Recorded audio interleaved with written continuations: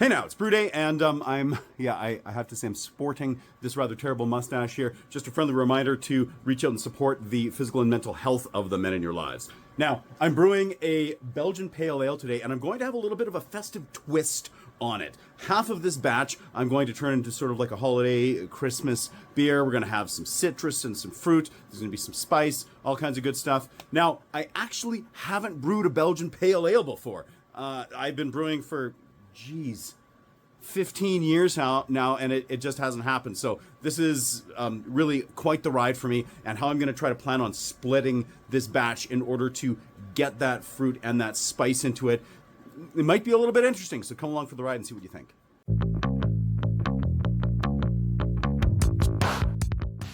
Now, checking out the malt bill here, the base of this is just a Weyermann Pale Ale malt. And you could use, and really any kind of pale ale malt would work. You could get something perhaps a little bit more Belgian. This is what I had on hand, and I was excited to crack open that bag and get into here. That's 85% of the grist. Then I've got 5% each of Weyermann Vienna. I've got Munich and Caramunich III. And the hope here is that I'll have just some nice maltiness, maybe hints of sweetness, maybe a little bit of toastiness and stuff like that, which should all add a really nice character to the finished beer. Now, it's really cold outside, so I'm actually going to be milling this grain in the garage. I don't really like having to do that, but I don't want to go outside. I'm also wearing this little dust mask so that it doesn't mess up my lungs here. Just going to mill this up. And I am blasting through this grain here with my Monster Mill 3mm Pro. Makes really quick work of the malt. I'm almost running out of room here in the garage, but it is time to mash in. So I've got this strike water just a few degrees hotter than what I'm aiming for, which is 65 degrees Celsius or 149 Fahrenheit. We're just going with that single saccharification rest here. Since I'm not using the Pilsner malt in this, I'm not really worried about a protein rest. And I think just that low saccharification temperature here should result in hopefully a reasonably attenuable beer. And I don't know, I'm super jazzed about this. So I'm going to get this all mixed up here, and then we'll start to recirculate. So I've begun to recirculate here, and I should note that because of the single-step mash, this does lend itself really well to cooler mash tun setups, brew in a bag, all kinds of systems. This is something that you can hopefully brew with, you don't need a super fancy brew stand like this in order to make this beer. After mashing for 1 hour here, I'm just going to increase my temperatures to 75 Celsius, so that 168 degrees Fahrenheit range, and I'll mash out. If you were using like a cooler mash tun or something like that, there are alternate measures you can do just to heat this up. This is really just to help strip out as much of the sugars as efficiently as possible when I go to sparge. After holding up my mash out temperature for about 20 minutes, I am now just running off, nice and steamy, into the boil kettle here. So we're going to fly sparge until this is filled up. Ooh, look at that beautiful color going through that sight glass. Yeah. Ooh, flame on. And yes, I'm doing all of this in my very Canadian roots onesie here. It's freaking cold. It's like minus 13 degrees Celsius or 8 degrees Fahrenheit outside. It's mid-November, and I'm just not quite used to the cold yet. There's way more cold to come. We've just hit a boil here, and an aggressive one at that. I'm going to let that actually kind of calm down a little bit. But I am going to add our first bittering hops here. So this is 12% Magnum. It's actually 30 grams of that. This is going to give us a good chunk of the 29 IBUs that I am aiming for in this beer. I'm going to try to gently sprinkle them in. I'm terrified that we're going to have a little explosion here, but I'll get these in here. A person, look at that. Oh, we're going to have an issue? Nope, we're good. So there are some different hops that you could go ahead and use here. I'm using Magnum. I mean, that isn't like necessarily screaming Belgian pale to me. However, this is a good high alpha bittering hop that's clean. It's not going to impact this beer too terribly much other than giving it that nice bitterness. And in 15 minutes, I've got 56 grams of 4.4% Fuggle hop here. Just a little noble hop action for some flavor. And we are just flaming out here, and I'm going to add some flameout Whirlpool hops. This is more of that Fuggle just for that nice noble character.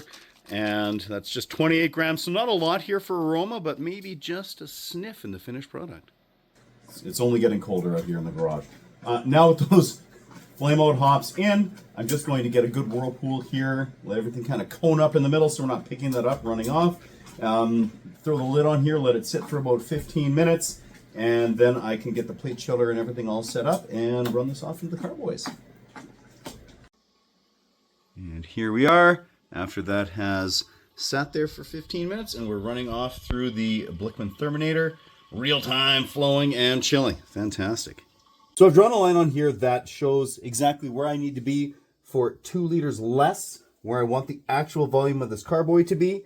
This is going to be my lovely little holiday Belgian Pale Ale carboy. Now what I need to do, so cutting that off there, I'm going to quickly just get some wort for my forced attenuation test and my gravity reading. And now I'm collecting 2 liters of wort in this pitcher. I realize this is sterile wort, which is coming into here. I am now unsterilizing it. However, that's going to be okay because we'll take care of that in the next step. I just want to get the 2 liters here that are eventually going to go back into this carboy. Reading below the meniscus, we come in at 1.057 as an original gravity. That's technically a touch higher than the style. However, this is going to be a Christmas beer, so a little extra in there is not going to be a problem. All right, so now to make that one half of this batch festive, what I've got here is a navel orange that I basically just sort of cubed up to make the orange as accessible as possible. To that, I'm going to be adding, this is 600 grams or like 1.33 pounds of frozen cranberries. I'm just going to pop that into this vacuum bag here as well. Just like that. And a cinnamon stick. We got that in here. Now, to this, I'm going to be adding some wort here in a little bit, post-boil, coming through, and we are going to pasteurize this here in a bit, so stay tuned. So I've got my precision cooker all set up, and I've got the oranges, the cranberries, and that cinnamon stick. Now, I'm going to take this wort that I harvested. This would be a lot easier if I was just doing this all as a single batch. However, since I want 2 different types of beers out of the same batch, I am forced to do this. Now, I've got all this wort, I've got the cranberries, I've got the oranges in there. I'm going to just displace this water. I've got the precision cooker set at 150 Fahrenheit, and I'm just going to ease this all in here. So we're going to be pasteurizing everything inside this bag. It's almost a little counterintuitive because I took care of all of that with the wort via that boiling process of the homebrew. But now I want to basically be able to infuse this wort here with the cranberries, with the oranges, with the cinnamon, all of that fun stuff, and then that's going to be added back to the carboy. So this is an extra step here, whereas if I was doing this as a single batch of just this holiday ale, I would have thrown it into the boil, probably in a hop sock or something like that, and I could have just boiled it for maybe like the last 10 minutes or so along with that wort, but here we are, two different batches of beer out of the same one. All right, so after 2.5 hours, I'm going to pop this out.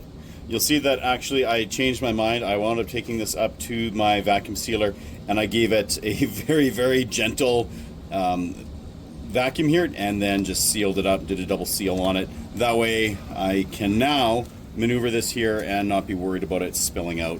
All right, so I've let that vacuum bag of fruit and cinnamon cool down a little bit. I don't want to spike the temperature too much here beyond my pitching temperature. I've also star sand a funnel as well as this metal sieve here. And I'm going to see exactly how this works. I've also star sand these scissors here and the outside of this bag. I'm trying to take lots of precautions. Now, let's see what happens when I actually go to pour this. So I wound up popping some of these cranberries, just poking and prodding at them as this was cooling down. I thought that would get me a bit more of the actual cranberry juice in here. So I am super glad that I'm using this metal sieve because it looks like it's catching a bunch of those seeds and everything that are in here. And now I am also just going to kind of squeeze this bag, try to get out as much of this liquid as possible. It smells absolutely delightful, by the way. It's just like the holidays in a bag. A big bag of holidays here. Well, we've hit our pitching temperature of 70 degrees Fahrenheit, so now I am going to oxygenate this. I've just got a little oxygen tank and diffusion stone here. So I have that all sanitized as well. I'm going to tuck this in here, turn it on. There we go. And agitating it here, I'm going to give it 1 minute per carboy. All right, so it's time to be pitching some yeast here. I have a 4-liter starter that I grew up. This is actually Brewtek CL-320, which is Belgian Ale 2. Your favorite Belgian Pale Ale yeast strain would be awesome in this. This is just one that I really like and I'm going to be using here. And so now I'm going ahead and just trying to eyeball splitting this. Just terribly scientific, of course. So with my yeast pitched and these beers ready to rock, I've got everything set up here with the carboy hoods, the temperature probes going to my temperature controllers, the blow-off hoses, and a little blow-off bucket here. So now it's just a matter of waiting for activity to kick off. And the next day we are very happily cranking away here at 70 degrees Fahrenheit. Nice little fermentation going on.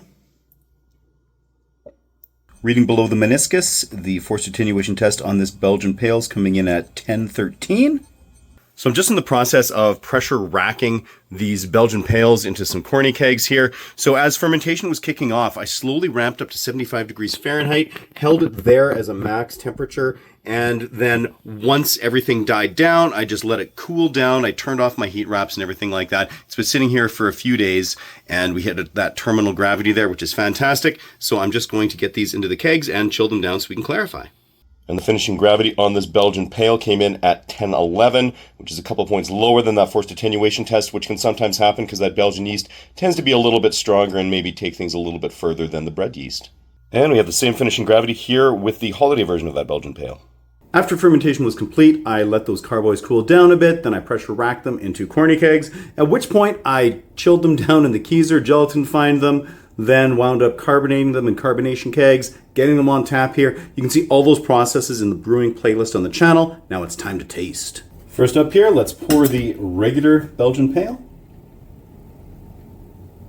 Unadulterated, hopefully delicious. Just a beautiful rich color on this beer here. Just a little bit of haze to it. I'm totally fine with that. Cute little head.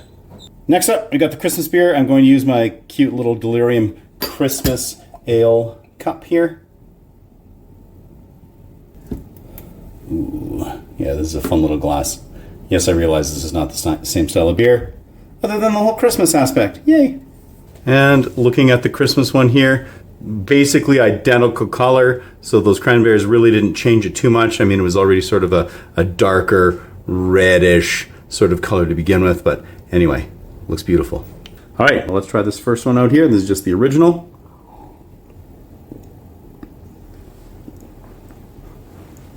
Ooh, that is nice. For my first real crack at a Belgian Pale, I'm really happy with that. Some really nice kind of light toastiness coming out of the Vienna and those Munich malts. We've got that richness of that pale ale malt in there. Not much coming up by way of hops. I think that Caramunich III is sort of shining through just a little bit here. Definitely that Belgian yeast strain is showing a lot of character, lots of sort of like spicy phenolics, almost a little peppery. Delicious, really drinkable, lots of flavor, but you can, yeah, really enjoy this one. Let's try the Christmas.